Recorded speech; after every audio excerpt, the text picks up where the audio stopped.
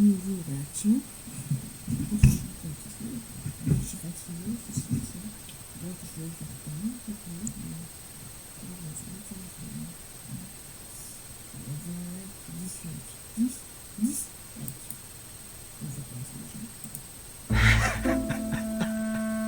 Oui, c'est bon, je vous donne l'autorisation. Vous avez le droit de vous moquer. À cause d'un défi en live. On fait quoi? On va continuer. On va faire un doigt d'honneur. Je jure. J'ai littéralement rasé 100 points qu'on va les œufragages de. J'espère que vous pétez la forme les gens. Pour ma part je vais super bien, je suis vraiment en très grande forme. Avouez, vous êtes tapé des barres hein, sur l'intro et sur ma gueule de mec de 14 ans. Mais maintenant c'est à moi de rigoler un petit coup. Qui sait dans quelques jours qui va reprendre les cours? C'est bientôt la rentrée scolaire.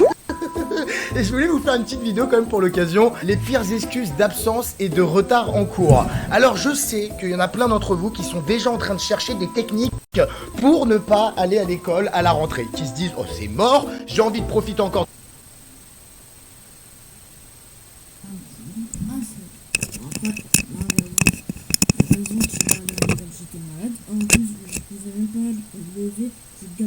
Comme si je m'en supportais en fait.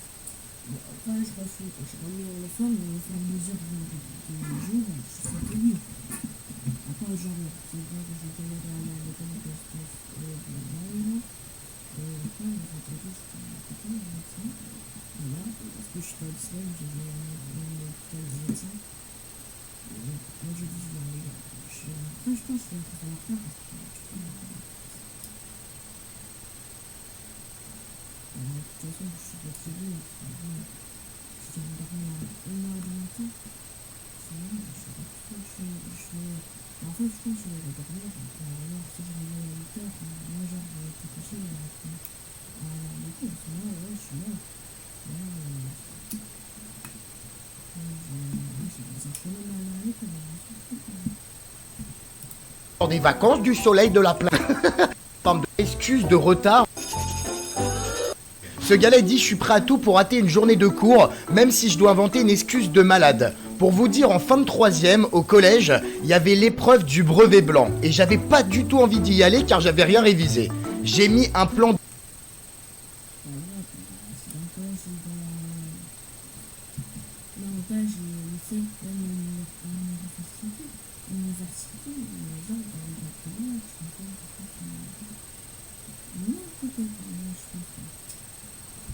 de dingue en place. Et encore aujourd'hui, je me dis que je suis complètement taré comme gars. Vous êtes pas prêts. Ce matin-là, ma mère devait m'emmener en cours vers 7h45 du mat. Alors j'ai mis un réveil à 6h et je suis descendu dans la cuisine avant que mes parents se réveillent. J'ai récupéré un couteau tranchant dans le tiroir et je suis retourné dans ma chambre discrètement. Qu'est-ce qu'il va s'apprêter à faire? Je me suis fait une toute petite entaille avec le couteau au niveau de la jambe. What?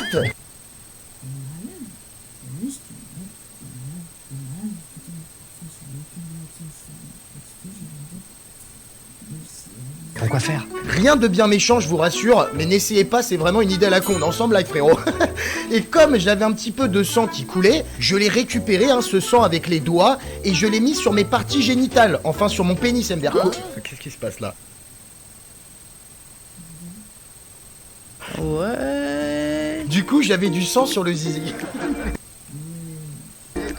Qu'est-ce qu'il va raconter comme connerie? J'ai aussi mis un petit peu de sang sur mes draps et mon caleçon pour être le plus crédible possible. Et après, j'ai mis un petit peu d'eau sur ma petite entaille à la jambe. J'avais plus rien, c'était un bobo de rien du tout. Par contre, j'avais plein de traces de sang sur le pénis. Mais vous avez compris, la blessure ne venait pas de là, bien sûr. Putain. Ma mère entre dans ma chambre pour me réveiller. Et là, je tire une tête de garçon qui souffre le martyre. Et je lui dis que j'ai mal aux parties intimes. Forcément, elle me croit pas, et elle se dit que je suis en train de mentir pour sécher les cours. Alors qu'est-ce que je fais? Je baisse rapidement mon caleçon et je lui montre. Et là, elle crie. Ah mais j'étais pas prêt de cette réaction, MDA. Regarde maman, j'ai du sang plein les couilles. Ah bravo hein. Oh là là là là là là. Bien sûr, c'est pas ses testicules qui sont en train de saigner. Il s'était fait une petite blessure, il a saigné, il en a mis sur ses noisettes, hein, on a compris. Elle veut voir de plus près pour comprendre d'où venait la plaie et la blessure sur mon pénis, mais je lui dis que c'est gênant et que c'est mort. Mais normal, ta maman elle va pas te checker ton sgeg comme ça.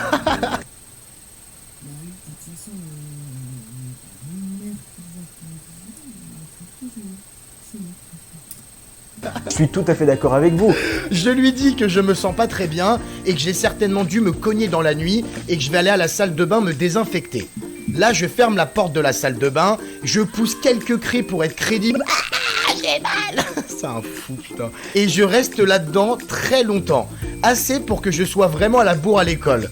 Je finis par sortir en disant que je préfère rester à la maison de peur que ça recommence à saigner. Assez ingénieux, machiavélique, ok, mais ingénieux quand même. En plus, je faisais genre de boiter et d'avoir du mal à marcher. Mais c'est un acteur, le frérot. Hein. Et mes parents, ce jour-là, avaient chacun une journée très importante au travail et ne pouvaient pas m'emmener voir le médecin dans l'immédiat. Alors quand ça touche vos parties génitales, je peux vous assurer que vos parents sont tout de suite plus cool et compréhensifs qu'une simple petite blessure au bras par exemple. Ils m'ont dit de me reposer et que ce soir, ils inspecteraient pour voir si je me sentais mieux. J'ai passé la journée du coup à geeker aux jeux vidéo et à taper toute la bouffe de mon frigo pendant que les autres étaient en brevet blanc. Ah, le petit bâtard. Oh mon dieu. C'est un dingue de merde. Oui, à ma place, je vais pas faire ça. Je vais franchement, c'est mieux. Un peu chimère, ça va passer beaucoup de sang jusqu'à là. Aussi, c'est possible. Un petit peu, oui, en fait. Oui, c'est bon. Parce que si on va pas, si elle n'est pas disponible, on va ramener dans l'hôpital. C'est plus sûr. Il dit le soir quand mes parents sont rentrés, je les ai rassurés en disant que c'était seulement... Tronçonneuse sans fil Parkside, 69,99 €. Dès jeudi, en exclusivité chez Lidl. Lidl, le vrai prix des bonnes choses. seulement un petit bouton sur mon pénis qui s'était percé et que je me sentais vraiment mieux pour aller en cours demain. Ils m'ont fait un mot d'excuse en marquant malade et j'ai raté les pires épreuves de ma vie. Franchement, tout un plan pour sécher une journée alors que la solution c'était seulement que je révise un petit peu mes cours. Après, tu sais, quand on est jeune, on est un petit peu con et prêt à tout pour rater l'école. Mais maintenant, du haut de mes 30 ans, je me dis qu'aller jusqu'à me blesser volontairement avec un couteau pour récupérer du sang et ensuite le mettre sur mes couilles, mais je suis vraiment un sacré abruti, ma part.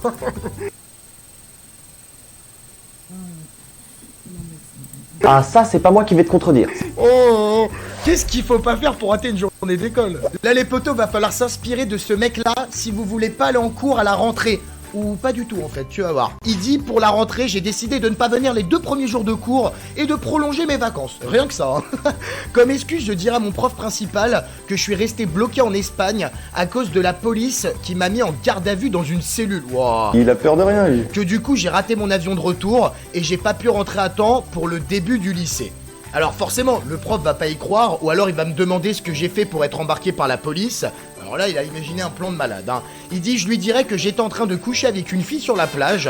Ensuite, après avoir fini mes petits bails, je suis parti tout nu pisser, tu sais, dans la mer pour me soulager. Normal, après une bonne baise. Eh oui, la base. La meuf a dit qu'elle m'attendait hein, sur place. Et quand je suis revenu à ma serviette, elle avait disparu avec mes affaires, cette connasse. Mais genre... En fait, les mecs pètent un câble. Du coup, j'ai été obligé de rentrer à poil dans la rue pour rejoindre mes parents à l'hôtel.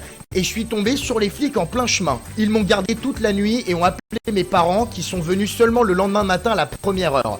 Le temps de remplir les papiers au commissariat, on avait raté notre vol et l'avion. On a dû attendre forcément qu'il y ait des places de libre pour les prochains vols direction la France.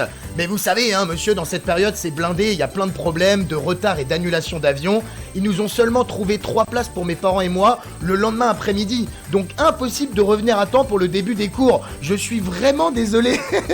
Eh mon gars, si tu le fais et que ça passe, je t'applaudis et je m'incline devant toi. Ça ne passera. Non, c'est bon.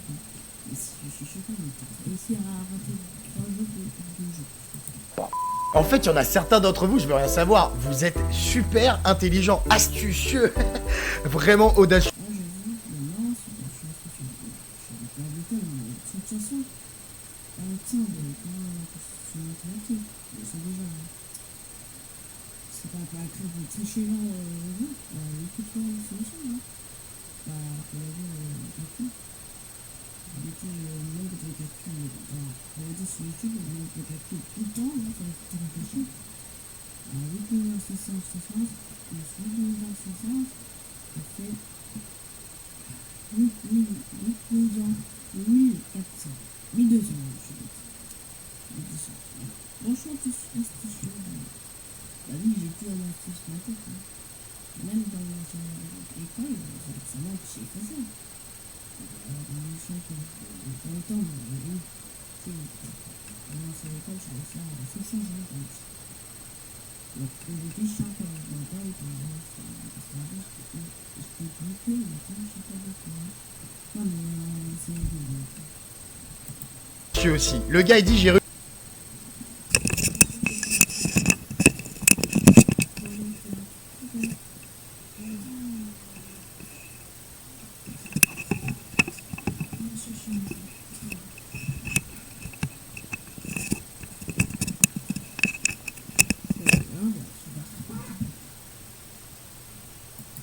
réussi à rater 2 heures d'école avec une technique de génie que je vais vous partager.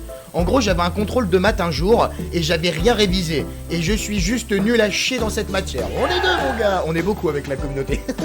Du coup, il fallait absolument que je rate ce cours, sinon j'aurais eu 2 sur 20 à tout péter. En plus, ce prof ne fait jamais rattraper les contrôles aux élèves qui sont absents, c'est le feu, ah t'as de la chance. Je pars ce matin-là à 8h du mat de chez moi, comme d'habitude, hein, avec ma mère qui me fait un grand sourire, je lui souhaite une bonne journée au travail et je claque la porte d'entrée. Ensuite, j'attends caché, dans le coin de ma rue, qu'elle parte au boulot. Et je retourne chez moi. J'ai toujours le double des clés car je rentre souvent plus tôt qu'elle de l'école. Et comme un enculé pas très fier de moi, je lui vole 10 € dans son tiroir et je me dirige à la pharmacie. Ok, il est pas là à l'école, il attend que sa mère parte au travail, il revient chez lui, il lui pète à 10 balles, il va à la pharmacie. Tout ça, c'est bizarre. Je leur explique sur place que pendant le trajet, en fait, je me suis tordu la cheville sur un caillou et que le temps que ma mère arrive, j'aurais besoin d'acheter un bandage pour soulager la douleur. Forcément avec la pitié, sans trop chercher à comprendre, ils me vendent un petit bandage et me souhaitent bon courage. J'enroule mon pied gauche, donc celui qui me dérange le moins, et là je me dirige en salle de maths avec plus d'1h30 de retard. J'explique au prof complètement dépité, tu sais, avec le meilleur jeu d'acteur, qu'un vélo m'a percuté sur le trajet. Rien de très grave, mais en fait le monsieur m'a accompagné à la pharmacie pour qu'il jette un coup d'œil. Gros mytho. Ils m'ont mis un bandage, mais m'ont assuré que tout allait bien et que je pouvais retourner en cours. Oh là là là là, genre c'est passé quoi. Regardez monsieur, hein, j'ai un bandage, je suis blessé, tu fais genre de boiter.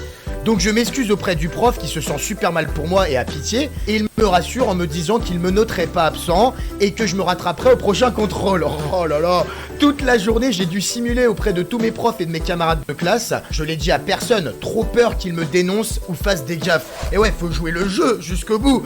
Faire genre vraiment que t'as mal aux pieds, que c'est normal que tu sois arrivé en retard parce que t'as réellement été percuté par un vélo, alors que c'est complètement faux. À la sortie des cours, je dis au revoir à tout le monde, et un peu plus loin sur le chemin, je retire bien évidemment mon bandage. Au cas où ma mère, elle serait rentrée plus tôt du travail, on n'est jamais trop sûr, et qu'elle te pose des questions. Elle me demande comment s'est passé mon contrôle, je lui dis que j'avais plutôt bien réussi et que j'étais fier de moi. Mais non, ce gros mytho.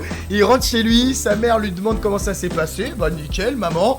Il boite plus forcément, là il a plus besoin de simuler. Mais c'est un ouf. C'est hyper malin. Elle m'a jamais demandé ma note, ma daronne, les semaines plus tard, ni jamais regardé sur Pronote car elle a pas le temps pour ça. Elle a pas non plus cramé pour les 10 € volés, elle a sûrement dû se dire qu'elle était tête en l'air et qu'elle les avait déjà utilisés.